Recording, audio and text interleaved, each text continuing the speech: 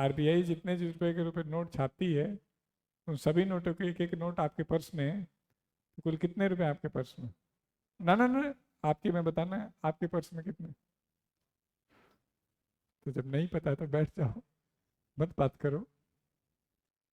तो कुछ लोग जवाब दे रहे हैं 887, 88, 86, 85।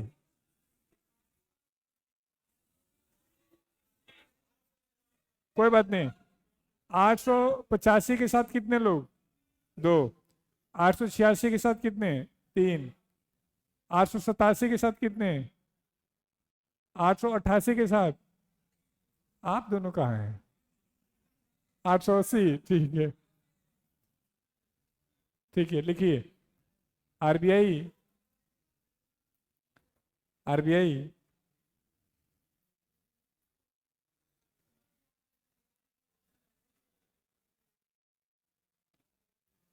इशूड, आरबीआई 2 रुपए से 500 रुपए के तक के नोट जारी करती है। ओ राजकुमार, बोलो मत भाई। अरे कुछ नहीं, सिर्फ लिखो अभी। हाँ, आरबीआई ऑथोराइज 2 रुपीज टू, नहीं, RBI issuing 2 rupees to 500 rupees note. RBI issuing 2 rupees to 500 rupees note. RBI 2 रुपए से 500 रुपए तक के नोट जारी कर रही है। Issuing 2 rupees to 500 rupees note.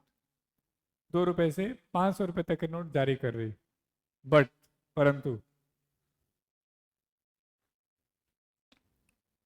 Authorised up to, but, परंतु, authorised up to 10,000 rupees note, परंतु 10,000 रुपए तक का नोट जारी कर सकती।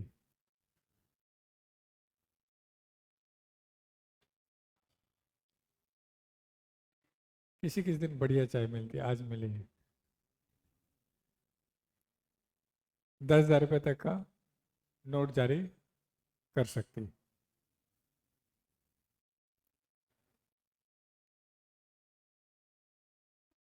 अब तक भारत में सबसे बड़ा नोट कितने का जारी हुआ है? 5,000, 10,000। भारत में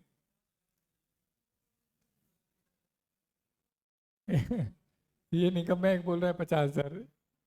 ये बोली लगा रहा है, पता नहीं क्या खरीद रहा है। जब पहले ही कह दिया कि 10,000 से ज्यादा का नहीं हो सकता। अब ये मत कहना कि मैं अपनी बोली लगा रहा था। हाँ, 10,000 रुपए तक का नोट जारी हो चुका है। बताएंगे बताएंगे।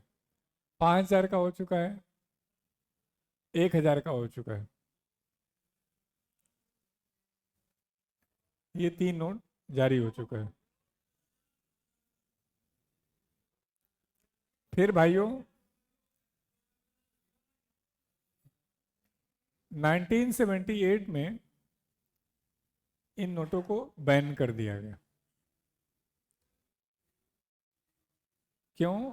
बड़े नोट होंगे तो ब्लैक मनी ज़्यादा होगा, छिपाना आसान होगा, कर की चोरी होगी। अभी 22 साल बाद, 22 साल बाद का मतलब क्या हो जाएगा बच्चों?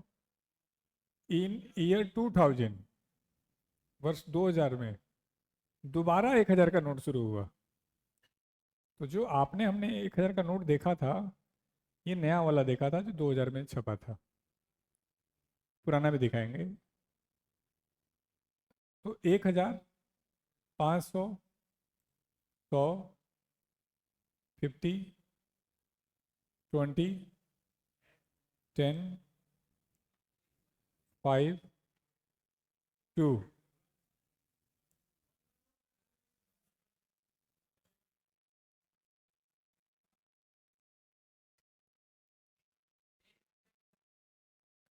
अरे मुझे पता है सारे टैलेंटेड लोग यही हैं। रुक तो जाओ, अभी पूछूंगा तब बताना। तो टोटल नोट हुआ करते थे 1687 वैल्यू में, और नोटों की संख्या हुआ करती थी 8। फिर अचानक 8 नवंबर 2016 को अचानक किसी के दिमाग में कुछ खलबली मच गई। आज तक किसी को नहीं समझ में आया क्यों खलबली मची, लेकिन मची। मेरे प्यारे देशवासियों, आज रात को 12 बजे से 500 और 1000 के नोट लीगल टेंडर मनी नहीं रहेंगे। प्यारे देशवासियों, लीगल टेंडर मनी नहीं रहेंगे का मतलब है कि आज रात को 12 बजे से 500 और 1000 के नोट नहीं चलेंगे। मेरे देशवासियों, इससे मैं आतंकवाद खत्म कर दूंगा, गरीबी खत्म कर दूंगा, और जिन लोगों ने हमारे गरीब भाइयों का पैसा शोषण करके अपने घरों में रखा है उनके ब्लैक मनी को खत्म कर दूंगा। मेरे देशवासियों, कुछ साल वेट करिए, मैं आपको भी खत्म कर दूंगा। और देशवासियों, मैं इसके जगह 2000 का नोट चालू करूंगा। इससे मुझे आज तक नहीं समझ में आया देशवासियों कि इससे कौन सा ब्लैक मनी कंट्रोल होगा, छोटा नोट को बंद करके बड़ा नोट चालू करके। तो मैंने 2000 का नोट शुरू किया, 500 का नया नोट शुरू किया, फिर 200 का नया नोट, और देशवासियों सारे नए नोट शुरू कर दिए हमने। इससे जनता को ये लग रहा है कि देश विकास कर रहा है देशवासियों। लेकिन देशवासियों, मैं देश के लिए कुछ करूं ना करूं, देश को माहौल बनाता रहता हूं कि मैं कुछ कर रहा हूं।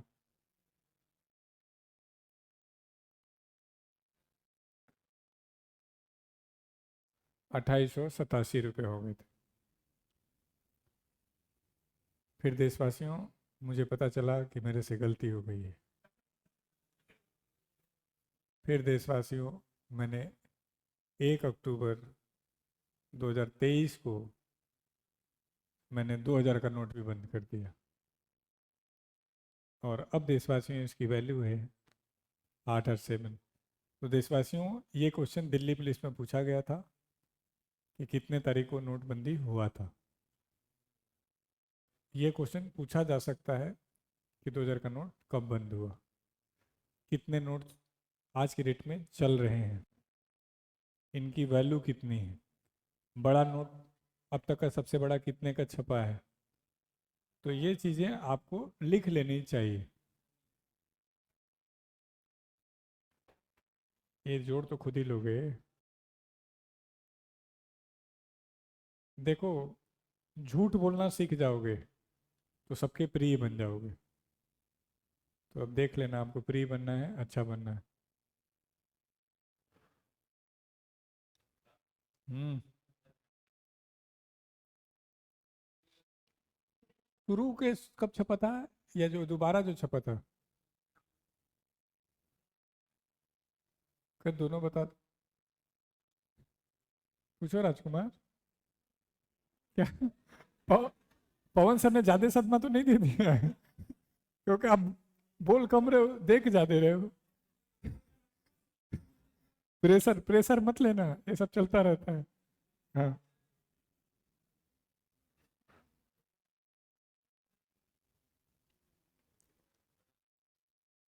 बेसिक टीचर मैथ का पवन सर को रहने दूं या चेंज करूं? नहीं, चेंज करने का मतलब क्या है कि डेली यदि बेसिक चाहिए तो मैं दूसरे को भेज दूं, और कभी इनसे ठीक चल रहा है तो रहने देता हूँ। ठीक चल रहा है।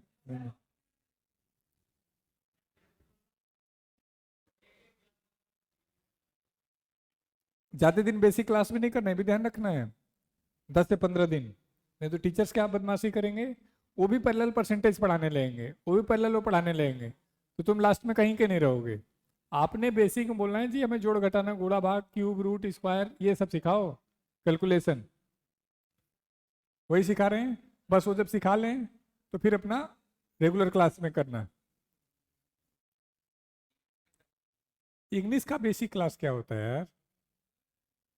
बेसिक से ही तो करा रहे हैं, 10 से ही तो होता है बेसिक यार।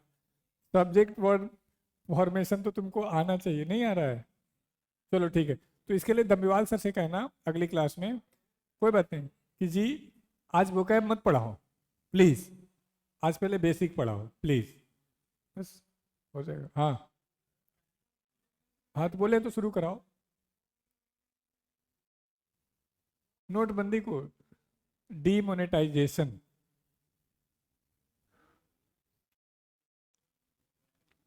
3 बार हो चुका है डीमोनेटाइजेशन, 1949, 78 और 2016। तो वही 78 तो है, इंदिरा गांधी तो है। 50 पैसा, 50 पैसा अब बंद हुआ, इंदिरा गांधी कहाँ से बंद कर दी, है निकलने। 50 पैसा भी 2005 या 6 में बंद हुआ है, इंदिरा गांधी कहाँ से आ जाएंगे। गलत। कोई बात नहीं राजकुमार, मैं गलत हूँ, अभी गूगल सर्च करूंगा। हाँ हाँ, मैं कितना पुराना हूँ, मैं भी तेरे बीच का ही हूँ। बस ये, तुम 20 वाले में हो, मैं 40 वाले में चल रहा हूँ। मैंने भी इन्हीं जनरेशन को देखा है। ये बात तुम्हारे जब बच्चे आएंगे, जब मैं पढ़ा रहा हूँ तो पूछ सकते हैं कि सर आपने कितने पुराने नोट देखे हैं। अभी तो मैं तुम्हारे वाले जनरेशन में हूँ। प्ले स्कूल में जो बच्चे आ रहे हैं वो पूछ पा रहे हैं मुझसे कि मेरे पापा जब पढ़ते थे तो ठीक से पढ़ते थे, मैं तभी तो तुम यहाँ पढ़ पा रहे हो। मेरी बड़ी इच्छा थी कि 2 जनरेशन पढ़ा दूँ, तो स्कूल ने वो इच्छा पूरा कर दी। लिख दिए। अब प्रश्न है कि नोट क्यों बदलते रहने चाहिए। कुछ देश हैं जो हर साल अपने नोट को चेंज करते हैं, नॉर्वे, स्वीडन, फिनलैंड। तो उससे क्या होता है कि ब्लैक मनी नहीं के बराबर होता है। ब्लैक मनी एक ऐसा मनी है जो पाना सभी चाहते हैं, लेकिन बुराई सभी करते हैं। नहीं, आपको लगता है कि पुलिस वाला ईमानदार होना चाहिए, लेकिन फिर भी पुलिस वाला आप बनना चाहते हैं। हॉस्पिटल में ईमानदारी से इलाज होना चाहिए, लेकिन फिर भी आप हॉस्पिटल खोलना चाहते हैं। तो सरकारों के सामने एक बहुत बड़ी समस्या है कि वो सब अच्छा करना चाहते हैं, लेकिन दिक्कत क्या है कि सरकार ही करप्ट लोगों के द्वारा चलाई जाती है। तो इसलिए सिस्टम बेहतर नहीं हो पाता है। एक सामान्य एग्जाम्पल से समझो, भारत में प्लम्बर जितना कमाता है, प्लम्बर समझते हो ना, उससे बहुत कम भारत में एक ग्रेजुएट व्यक्ति कमाता है। तो सोच के देखो, किसी ने 15-17 साल अपने जीवन का लगाया डिग्री लेने के लिए, और जब बाहर निकला तो उसको 15,000 की नौकरी भी नहीं मिल रही। तो सोच के देखो कितना वर्स्ट एजुकेशन सिस्टम लेके चल रहे हैं हम। जबकि सभी ने उसी परंपरा को फॉलो किया, सबने 12वीं तक स्कूल गए, 3 साल कॉलेज गए, ट्यूशन गए, कोचिंग किए। तो उसी का एग्जाम्पल है कि सरकार का प्रयास अच्छा था, लेकिन ये लागू नहीं हो पाया। ऐसा मोदी जी कहते हैं कि मैंने प्रयास तो किया था, लेकिन लागू नहीं कर पाया। क्योंकि सच्चाई ये है कि कोई वास्तव में ईमानदार होना नहीं चाहता है। वैसे भी लॉ कहता है कि करप्ट लोग करप्ट गवर्नमेंट निर्मित करते हैं। मैं अच्छा टीचर कब बनूंगा पता है? जब तुम अच्छे विद्यार्थी बनोगे। अच्छे विद्यार्थी का मतलब क्या है? जो तुमको टेक्स्ट का असाइनमेंट दिया था, तुम्हें से किसी ने नहीं पूछा आज क्वेश्चन। क्यों? तुम्हें से किसी ने किया ही नहीं। करते तो आते ही पहले क्वेश्चन पूछते कि जी क्वेश्चन नंबर 16 नहीं हो रहा है। तो जब तुम नहीं पूछोगे, तो टीचर के रूप में मेरा तो महिमा मंडन होता ही रहेगा। मैं आऊँगा, सारी मारूंगा, बढ़िया पढ़ाऊंगा, चला जाऊँ। तो यही समाज में हो रहा है। और ये ऐसा नहीं कि तुम आज हुआ है, पिछले 15 साल में तुम्हारी ट्रेनिंग ही हुई है क्वेश्चन नहीं पूछने की, टीचर में हाँ करने की, और तुम जाहिल होते चले गए। तो कोई पढ़ के आया टेक्स्ट चैप्टर? कितने लोग के क्वेश्चन है? 1 2 3 4 5। ठीक, क्वेश्चन नंबर बताओ।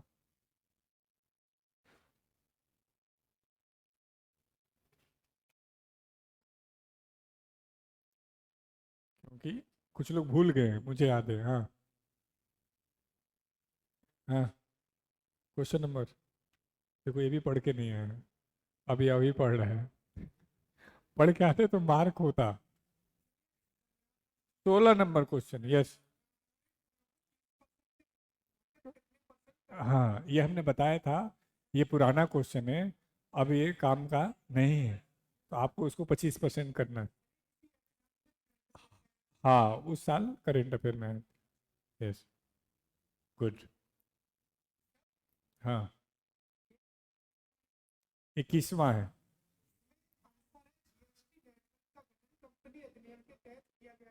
हाँ हाँ, GSTIN मैंने नहीं बताया है। तो मैंने बोला जैसे पैन कार्ड होता है वैसे GSTIN नंबर होता है। तो कंपनी एक्ट कौन सा ऑप्शन में क्या क्या है? 16 दिया है? ईयर दिया है कुछ? नहीं दिया है। हाँ कोई बात नहीं। तो जो GST एक्ट आया था 16, उसी में है GSTIN का जिक्र। हम्म, रुक जाओ राजकुमार, रुक जाओ। हाँ, 22 नंबर। ठीक।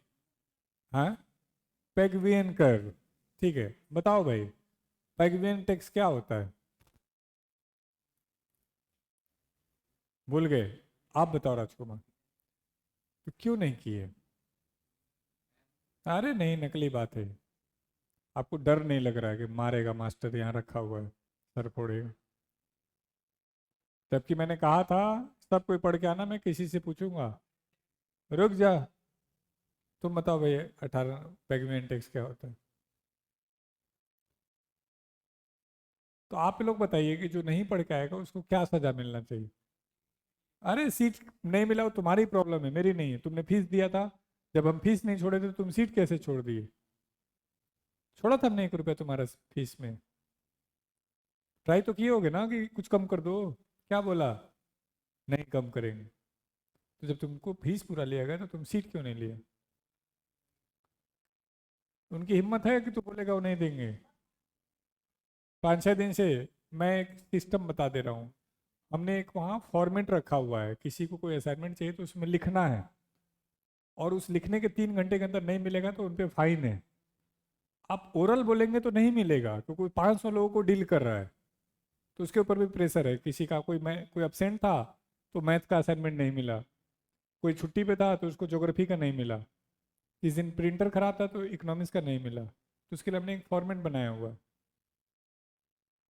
दूसरा, क्या ये पढ़ना चाहते तो इनको सीट की दिक्कत होती? नहीं, पड़ोसी से मांग सकते थे। या नहीं देता तुम्हारा दोस्त? तुम निकम्मो झूठ बोल रहे हो। बता भाई, पेगमेंट टैक्स क्या होता है? रुक जा, बता भाई। तू तो लाइट देख रहा है कि ये लाइट बुझ क्यों गई?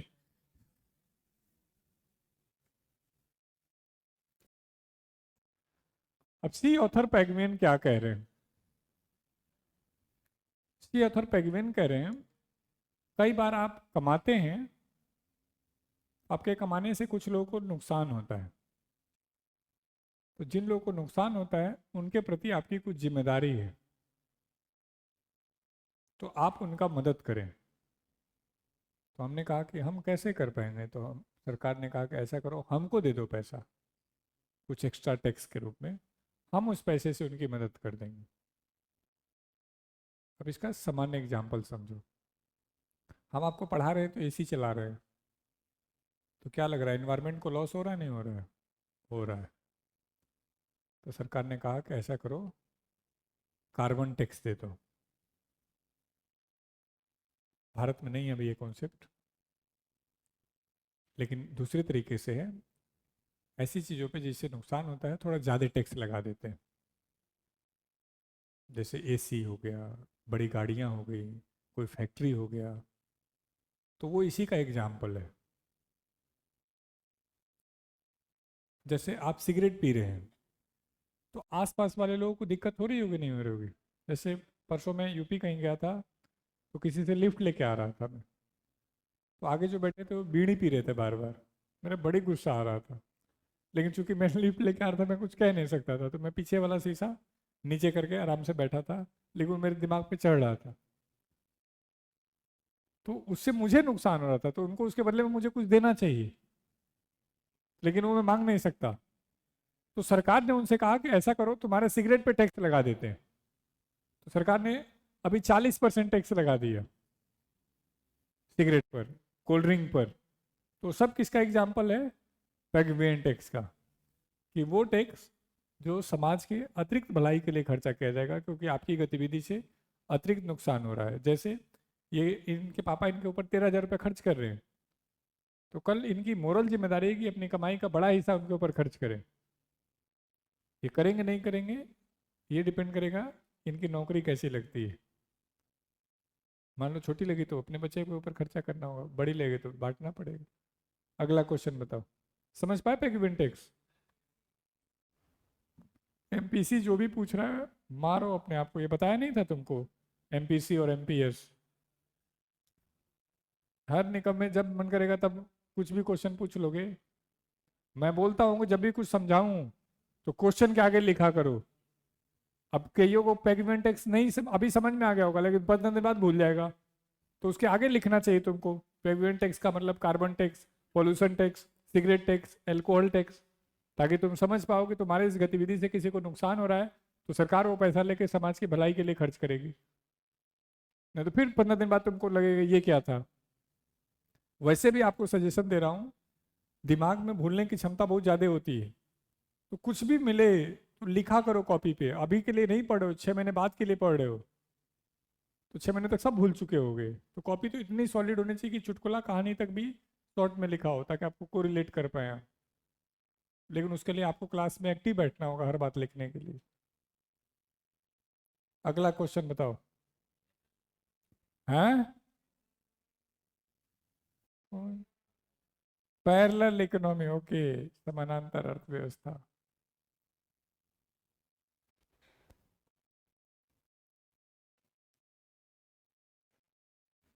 एक लोग हैं जो टैक्स देते हैं, ये इकोनॉमी को मजबूत बनाते हैं, और एक लोग हैं जो टैक्स चोरी करते हैं। हाँ हाँ, मेरे जैसे, मैं सबसे बड़ा बेईमान करप्ट चोर मैं ही हूँ। हमें हमें तो सरकार ने ऑलरेडी टैक्स में छूट दे रखा है, हॉस्टल में टैक्स लगता ही नहीं, मुझे क्या जरूरत है चोरी करने की। तो जब कर चोरी होता है तो अर्थव्यवस्था ब्लैक इकोनॉमी वाली बन जाती है। तो ऐसी इकोनॉमी को हम पैरेलल इकोनॉमी कहते हैं, समानांतर अर्थव्यवस्था, काली अर्थव्यवस्था, कर चोरी वाली अर्थव्यवस्था। तो ये कब होता है? Tax evasion. टैक्स इविजन का मतलब होता है कर चोरी। एक होता है टैक्स एग्जेम्प्ट, कि सरकार के द्वारा दिए गए छूट का फायदा उठा के टैक्स को एग्जेम्प्ट किया जाए। जैसे जो हमारा स्कूल है वो टैक्स एग्जेम्प्ट का एग्जाम्पल है। चाहे कितना भी पैसा आ जाए हमें टैक्स देने की जरूरत नहीं है। शर्त क्या है? हमें प्रॉफिट नहीं दिखाना होगा, हमें खर्चा दिखाना होगा। यदि मैं प्रॉफिट दिखा दिया तब तो टैक्स देना पड़ेगा। वैसे भी लॉस में है स्कूल हमारा, अभी तो हमने लिया है, मार्च में लिया है। अभी हमारे स्कूल का महीने का खर्चा है लगभग 22.5 लाख के आसपास, और रेवेन्यू जो हमें मिला इस महीने 15,56,000 के आसपास, यानी लगभग 7 लाख लॉस में है। हमने स्कूल में बहुत ज़्यादा फैसिलिटी ऐड कर दी। बचा कहाँ खर्चा? अच्छा, बच्चा कितना है? अच्छा अच्छा, 550 है, जिसमें से 200 फीस नहीं देता है, क्योंकि स्कूल में एक नया ड्रामा है, 3 बच्चों पर एक फीस नहीं देगा, 2 बच्चों पे एक आधा देगा। कोई जाता हूँ, कोई रो मिल जाता है तो वो और फ्री करा देता है, तो मैंने जाना छोड़ दिया। वो पता करते रहते हैं कब आएगा मालिक। हैं? मिनिमम कितना है एज? प्ले स्कूल से है। हाँ। हाँ? नहीं, हॉस्टल में नहीं, हॉस्टल में 6 क्लास से 5th क्लास का एक बच्चा है। मुझे करना ही नहीं, स्कूल भी रेजिडेंशियल बना रहा हूँ मैं, तो अगले साल तक कन्वर्ट कर दूंगा। हमारे जो पहले टीचर थे 15,000 17,000 में थे, हमारे एवरेज टीचर 55,000 60,000 में, 1.25 लाख के भी टीचर डाले हैं, तो इसलिए खर्चा बढ़ गया। तो पैरेलल इकोनॉमी कैसा हो गया? ब्लैक इकोनॉमी, टैक्स इविजन वाला। अगला कोई क्वेश्चन? हाँ हाँ, ये अभी लगभग 1 घंटे बाद आ जाएगा। मॉनेटरी पॉलिसी क्या होता है, फिजिकल पॉलिसी, जब आरबीआई का मैं एक वर्क पढ़ाऊंगा, इस वर्क के बाद जस्ट पढ़ाऊंगा, तो वहाँ फिजिकल पॉलिसी पढ़ाऊंगा, मॉनेटरी पॉलिसी पढ़ाऊंगा, ट्रेड पॉलिसी, तो ये थोड़ी देर बाद आ जाएगा। हाँ बच्चों, लैंड सीलिंग तो आप जानते हो, चकबंदी, ये यहाँ का तो है नहीं। चकबंदी में क्या करते हैं? लैंड को सीलिंग ही करते हैं। चकबंदी सुना है? कि इससे ज़्यादा यदि प्रॉपर्टी है तो सरकार आपकी प्रॉपर्टी को ले लेगी।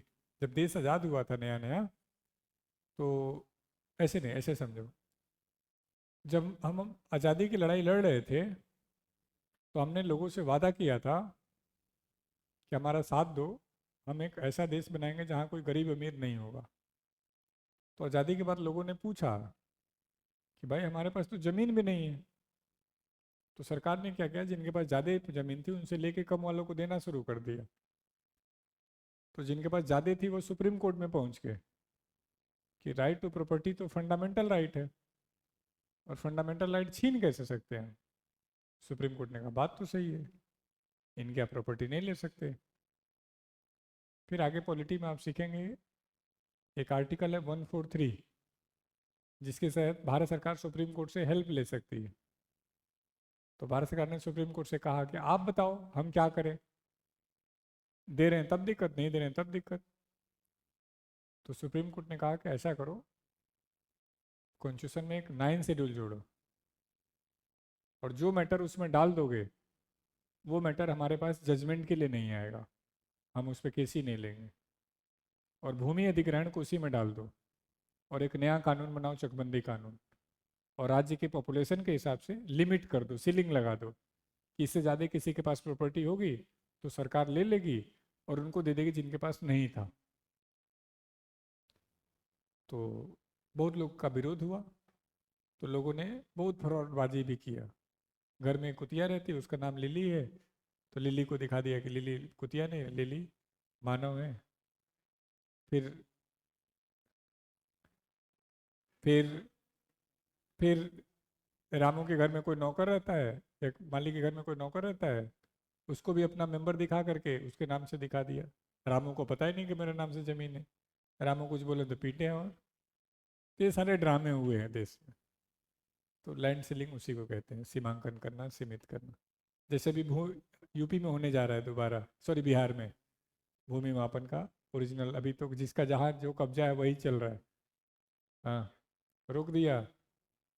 हाँ, वही जिसका कब्जा वो लड़ने लगेगा, क्योंकि जहाँ पिछड़ापन होगा वहाँ भूमि को सबसे ज़्यादा महत्व दिया जाएगा। अब जैसे हम बिजनेस कर रहे हैं तो हमें भूमि से मतलब नहीं, हम तो किराए दे करके काम कर लेंगे, लेकिन जिसको खेती करना है उसको भूमि से मतलब है, तो वो लड़ेगा, मारेगा, कटेगा। तो बिहार में भी पिछड़ापन बहुत है, तो छोटे से बात के लिए भी गोली चला देते हैं, कट्टा मार देते हैं, बम मार देते हैं। ये खैर, खत्म हो गया चैप्टर आपकी तरफ से क्वेश्चन में। हाँ, 41 क्या है?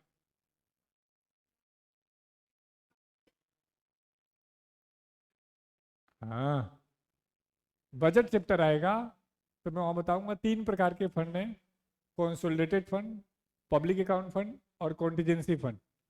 तो अभी 3 कर लो और उसके आगे बजट लिख दो, तो बजट चैप्टर में डिटेल पढ़ाऊंगा।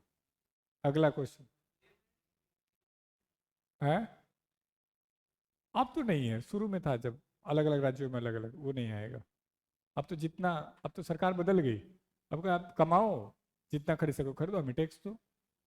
वो तो शुरू में जब इनके पास नहीं था तो हमने कहा ले लो, बाद में इन्होंने बेच दिया, तो सरकार करे अब हमारा क्या रोल है, अब कमाओ खाओ, शुरू में हमने देना था दे दिया, अब हम नहीं जानते। टैक्स देना बस, गलत तरीके से आप किसी का नहीं कब्जा कर सकते। हाँ, हैं, हाँ, ये अच्छा क्वेश्चन पूछा इस बच्चे ने, गुड।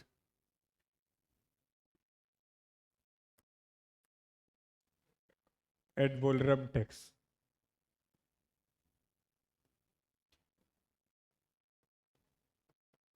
आपके असाइनमेंट में है? नहीं, देखो ये समझदार बच्चा है, ये बुक खरीद के अलग से पीवाईक्यू का रखा हुआ है, तो जब भी पढ़ाते हैं तो क्वेश्चन पूछता है। हिंदी में इसको कहते हैं मूल्यानुसार कर।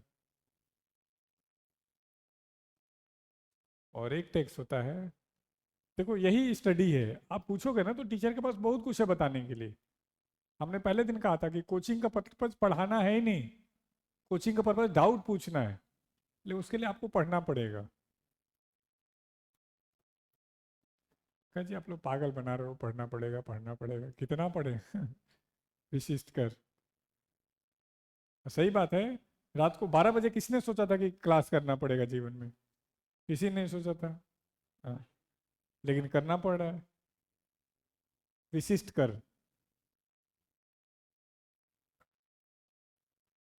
हाँ हाँ, अलग अलग है। हाँ, थैंक यू। गिफ्ट कहाँ है? किसी ने कहा, मैंने गिफ्ट नहीं दिया है हमारे मास्टर लोगों को। अरे नहीं, समाज बदल गया। मास्टर जी, हैप्पी टीचर्स डे पार्टी कब दोगे? हाँ, ये तो हमने अपनी इज्जत ढकने के लिए खुद मना लिया। अब मैंने हमारे टीचरों को दे दिया कि भाई तुम बुरा नहीं मानो, समाज ऐसा ही हो गया है। हाँ, नेक्स्ट ईयर देंगे, बिल्कुल नेक्स्ट ईयर जब आपके साले आएंगे तो आप जरूर देंगे। यस। हाँ हाँ, ठीक ठीक ठीक ठीक। आते हो यहाँ।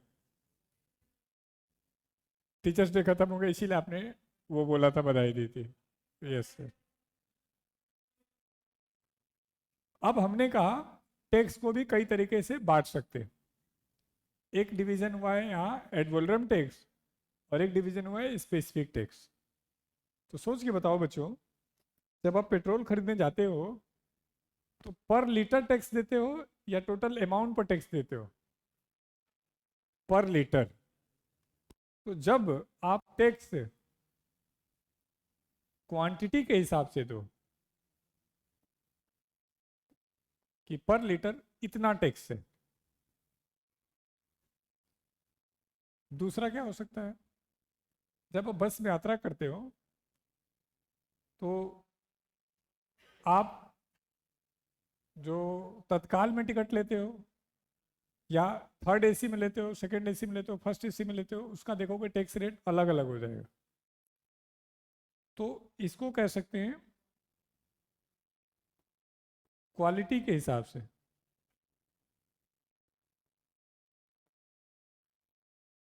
हमने एक टैक्स सिखाया था आपको, कस्टम ड्यूटी। तो कस्टम ड्यूटी मैंने क्या कहा था? जितनी पुरानी गाड़ी होगी उसमें उतना ज़्यादा टैक्स लगेगा, जितनी महंगी गाड़ी होगी उसमें उतना ज़्यादा टैक्स लगेगा। तो वहां ध्यान से देखो हम क्या कर रहे हैं।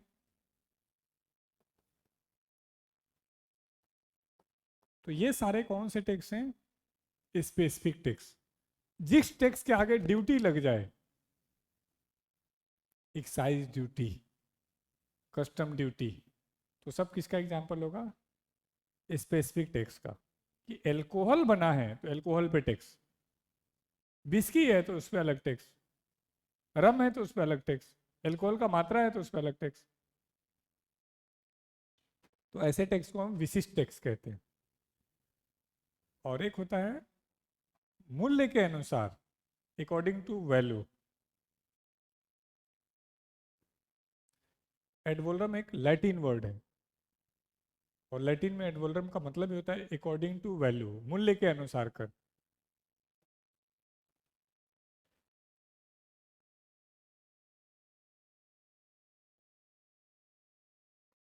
जैसे आप कोचिंग में आए तो आपको 18% टैक्स देना है। तो 18% किसका? टोटल फीस का। आप रेस्टोरेंट में गए, खाना खाते हैं, तो लास्ट में देखा करिए टोटल प्राइस पर 5% टैक्स लगता है। ध्यान दिया इस बात को? आप कपड़ा खरीदने जाते हैं तो लास्ट में कपड़े के प्राइस पे लगता है। आप कार खरीदने जाते हैं तो लास्ट में कार के प्राइस पे लगता है। तो सारा का सारा कैसा टैक्स है? एड वोलरम। तो इसका अच्छा एग्जाम्पल आपके सामने लिख देंगे तो आपको क्लियर हो जाएगा। जीएसटी।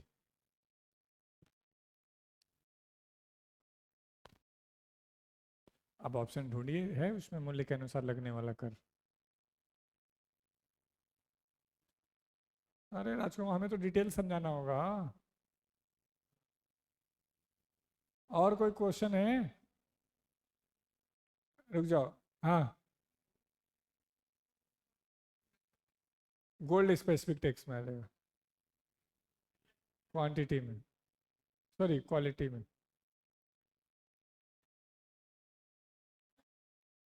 गोल्ड मूल्य के अनुसार इतना मूल्य। नहीं नहीं, एड वैल्यूम, एड वैल्यूम होगा। हाँ राजकुमार, बताओ भाई 30 नंबर का पहला कथन क्या है?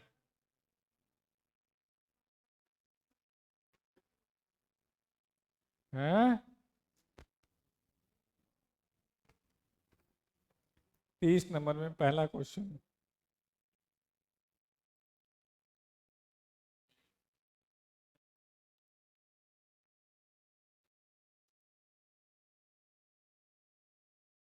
क्या दिक्कत है? हमने कहा था इनकम टैक्स दो तरीके का होता है। जब किसी इंडिविजुअल पे लगता है, व्यक्ति पे लगता है, तो उसको इनकम टैक्स कहते हैं। और जब किसी संस्था पे लगता है तो इसको कॉरपोरेट टैक्स कहते हैं। तो इसमें क्या दिक्कत हो रही है तुमको? हो गया ठीक। और कोई क्वेश्चन?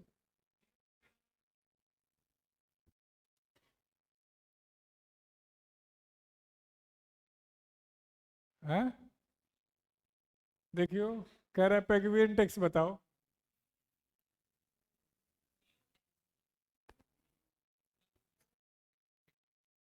बायोन्सी इनकम में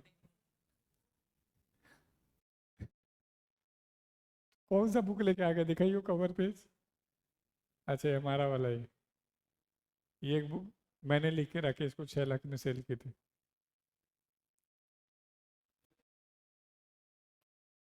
हाँ, जीएसटी का नेटवर्क क्या है? ओके। हालांकि हमने बताया था आपको, लेकिन फिर भी दिखाते हैं।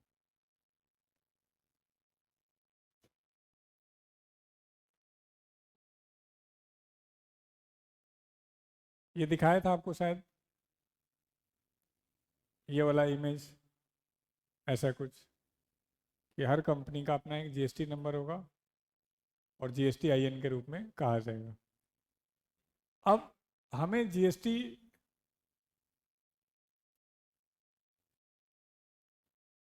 पे इनपुट लेना होता है।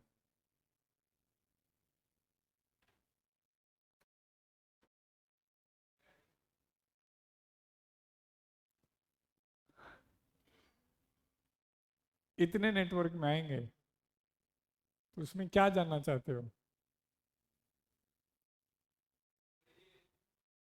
21? देखो भाई 21 में क्या देना।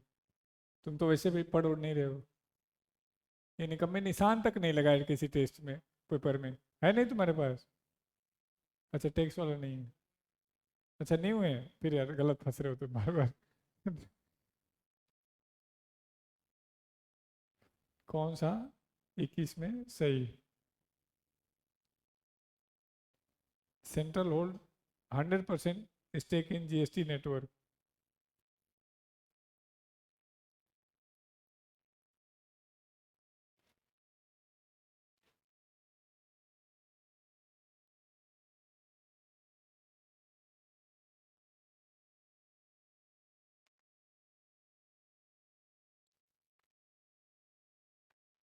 जीएसटी नेटवर्क को मैनेज करने के लिए कुछ संस्थाएं मिलके काम कर रही हैं,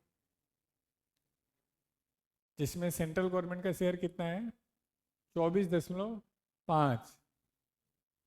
और स्टेट का 24.5, यानी 49% तो सरकारों के पास है। एचडीएफसी फुल संस्था के पास 10% और एचडीएफसी बैंक के पास 10%, क्योंकि एचडीएफसी बहुत सारे काम करता है। आईसीसी बैंक के पास कितना? 10%। एनएससी के पास कितना? 10%। और एलआईसी के पास 11%। तो उसमें एक क्वेश्चन दिया है 21 नंबर में, उसमें स्टेटमेंट है कि भारत सरकार के पास 100% शेयर है। तो स्टेटमेंट गलत है सही है? गलत है। तो चाहो तो वहां पे इसी क्वेश्चन के आगे शेयर लिख सकते हो। लिख भी लेना चाहिए, कल होके पूछ सकता है क्वेश्चन।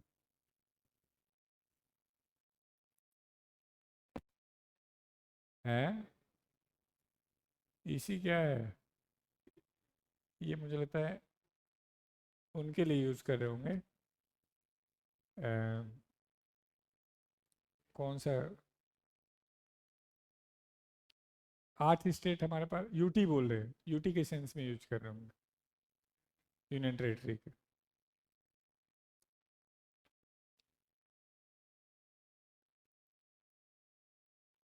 आप तो सिंपल लिख लो, सेंट्रल गवर्नमेंट, स्टेट गवर्नमेंट।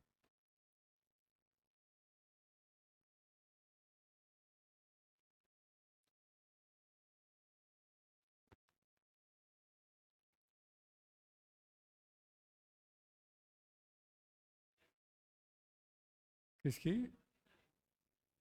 यही तो हिस्सेदारी। GST network. ना ना ना, जीएसटी नेटवर्क एक संस्था है, एक सॉफ्टवेयर, एक टेक्नोलॉजी है जो इसको संचालित करने के लिए कार्य कर रही है। तो उसमें कुछ कुछ पैसा इन लोगों ने लगा रखा है, तो वो पूछा जा रहा है।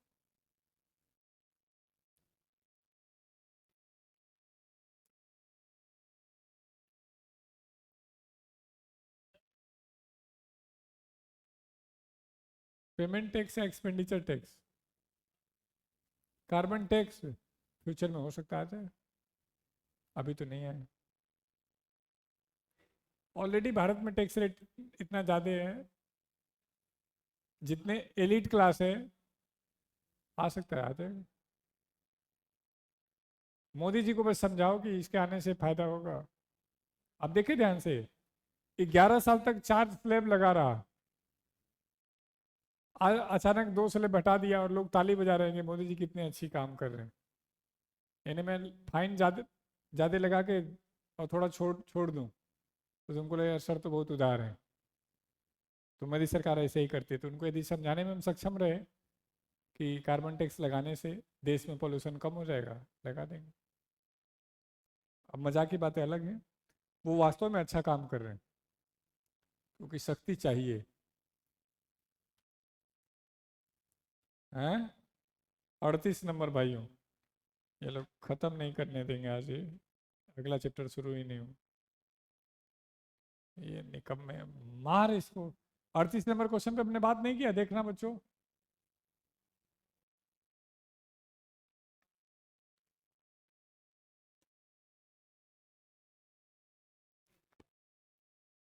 ये कह रहा है आपने तो कुछ और लिखा है, इसमें कुछ और है। मैंने क्या बोला था इस क्वेश्चन के लिए कि भाई ये पुराना क्वेश्चन है, ये डाटा गलत है, तो इस क्वेश्चन को काटा मार देना, नया वाला याद रखना, लिख ले वहां क्वेश्चन के आगे कि ये ओल्ड क्वेश्चन है, नहीं तो 15 दिन बाद फिर कंफ्यूज होगा। तो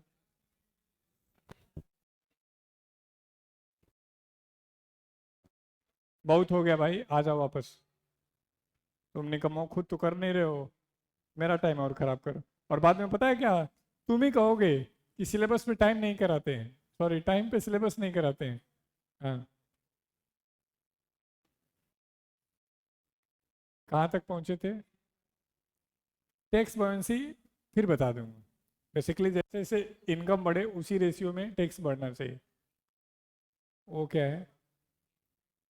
हाँ, वो काट दो, वो ग्रेजुएशन का है, वैसा नहीं आएगा। हाँ, ठीक। हाँ हाँ, कोई बात नहीं। अमेरिका में लगता है पेरोल टैक्स, इंडिया में नहीं लगता है। हाँ, एडवांस टैक्स सुना है?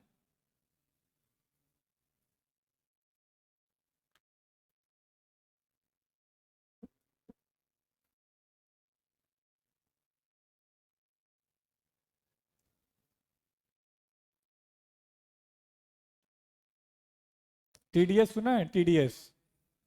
ठीक। मान लो हमारी कंपनी में कोई व्यक्ति है जिसकी सैलरी 1,50,000 रुपये महीने का है, और हमारे पास ऐसे कई लोग हैं जिनकी सैलरी इससे ज़्यादा जाती है। हमारी वहाँ 8,000 वाले भी एम्प्लॉई हैं और 5 लाख वाले भी हैं। तो ये आपके ऊपर डिपेंड करता है कि आप सरकार से क्या ले रहे हो। अब 1,50,000 रुपये है, तो इसके साल का सैलरी कितना हो गया? लगभग 18 लाख रुपए। और आप जानते हैं कि 12 लाख से ऊपर जो कमाएगा उसको टैक्स देना होगा। मान लेते हैं इसके पूरे साल का टैक्स 1 लाख रुपए बनेगा।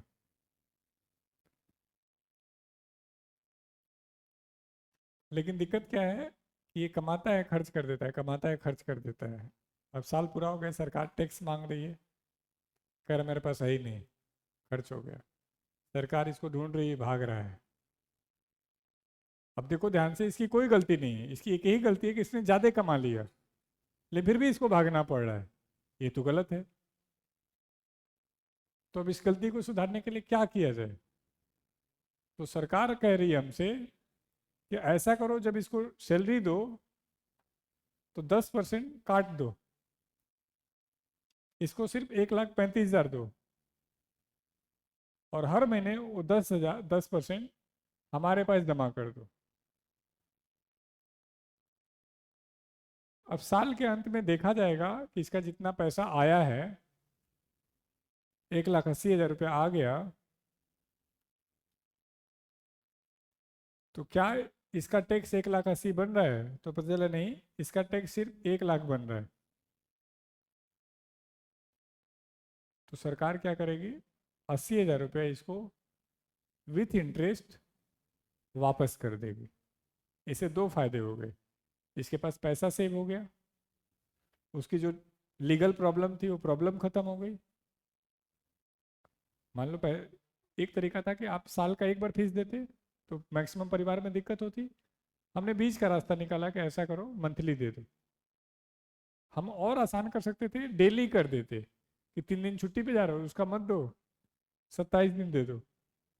आधे दिन छुट्टी पे जा रहे हो, कोई बात नहीं, आधा दे दो।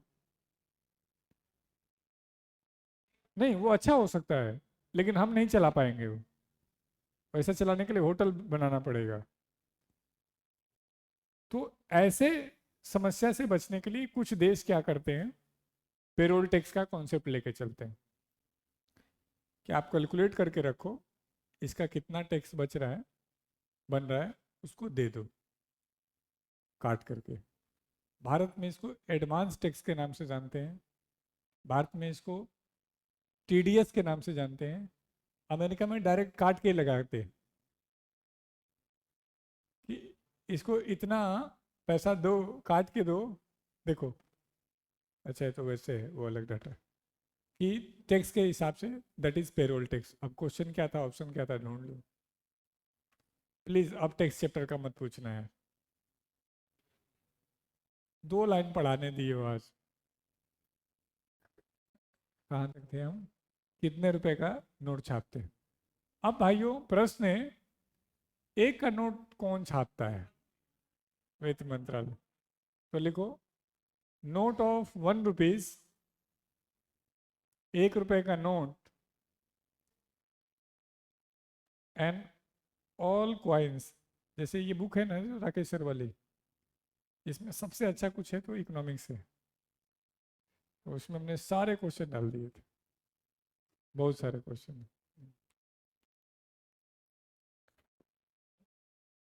एक राकेश सर की आती है 7300 वाली बुक, वो सब जरूरत नहीं है। हम आपको मैथ इंग्लिश अच्छा करना है, जीएस का असाइनमेंट टॉपिक के साथ लेते रहना है, और खाली समय में करना है। अपने जज्बे में डाल लो कि जीवन में मुझे दोबारा नहीं पढ़ना है, इसलिए बार मन से पढ़ लो। इस प्रकृति यूनिवर्स का एक लॉ है, तुम जितना डिजर्व करोगे उतना तुमको मिलेगा, और ज़्यादा डिजर्व करने के लिए ज़्यादा मेहनत लगता है।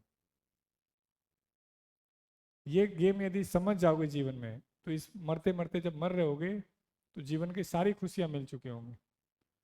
और नहीं तो अपने घर परिवार आसपास में देख लेना, कुछ लोग का पूरा जीवन संघर्ष में बीत जाता है, क्योंकि वो यूनिवर्स का लॉ नहीं समझ पा रहे हैं। उनको लग रहा है सुबह उठना और शाम को तक मेहनत करना ही लॉ है। नहीं, अभी जैसे तुम पढ़ लिए तो अगले साल लग गए, और नहीं पढ़ लिए तो कई साल पढ़ना पड़ेगा। और मैंने शायद आज बोला था या भूल गया, कि जब 1.5 साल बाद आप जाएंगे और खाली हाथ जाएंगे तो झेल नहीं पाएंगे उस प्रेशर को। यहाँ से तो चले जाएंगे, लेकिन फिर बाहर जाके फिर कहीं रूम लेके पढ़ेंगे।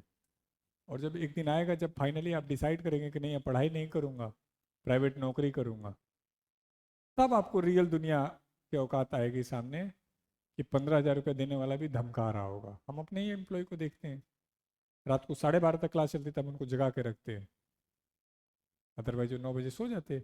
और उनके औकात नहीं, वो कहते हैं कि नहीं नहीं बैठूंगा। और ऐसा नहीं कि उनको हम उसके लिए एक्स्ट्रा पैसा पे कर रहे हैं, उनको डर है कि कल होकर के मुझे निकाल देगा। तो आपका चॉइस है कि क्या करेंगे क्या नहीं करेंगे। तो 1 रुपए का नोट एंड तथा ऑल कॉइन सभी सिक्के, ऑल कॉइन सभी सिक्के इशूड बाई, सभी सिक्के वित्त मंत्रालय के द्वारा जारी किए जाते हैं। ऑल कॉइन्स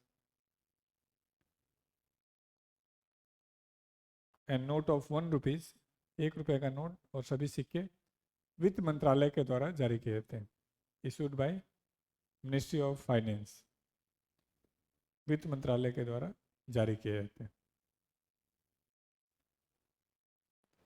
ठीक है। एंड तथा, एंड तथा नोट ऑफ 1 रुपीज, 1 रुपए के नोट पर, नोट ऑफ 1 रुपीज 1 रुपए का नोट पर कौन साइन करता है? हाँ, note of 1 rupees sign by finance secretary. 1 रुपए का नोट पर वित्त सचिव का हस्ताक्षर होता है, साइन बाई फाइनेंस सेक्रेटरी, वित्त सचिव का हस्ताक्षर होता है। अब ये आईएएस है तो चेंज होते रहते हैं, अभी देख लेते हैं कौन है। ये आपको याद करने की जरूरत नहीं है। Present finance secretary and sign by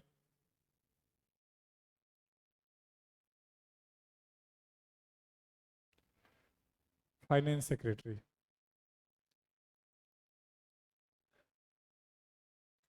ये लिखने की जरूरत नहीं है, बाकी लिख लेंगे तो नुकसान नहीं करेगा, लेकिन ये कभी भी चेंज हो जाता है, इसका कोई टाइम पीरियड होता होता नहीं। अब प्रश्न है कि सारा नोट छाप रहे थे तो एक का भी छाप दिए होते, ऐसा क्या जरूरत था कि एक का नोट हम छाप लेंगे बाकी आप छाप लेना? बताओ।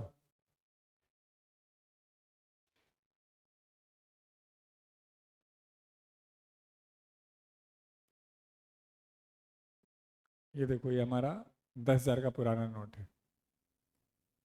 तब हम गरीब हुआ करते थे तो हम ब्लैक एंड वाइट छापते थे।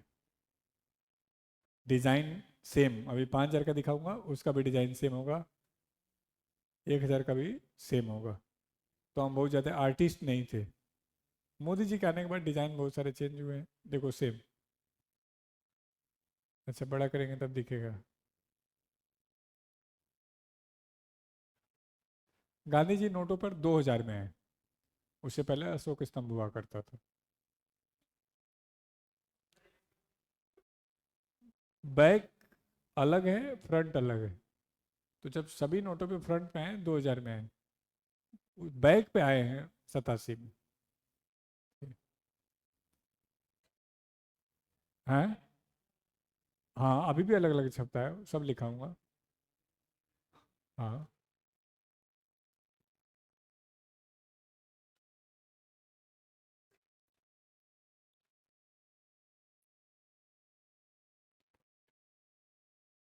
आपको ये वाला दिख रहा होगा ज़्यादा, है ना?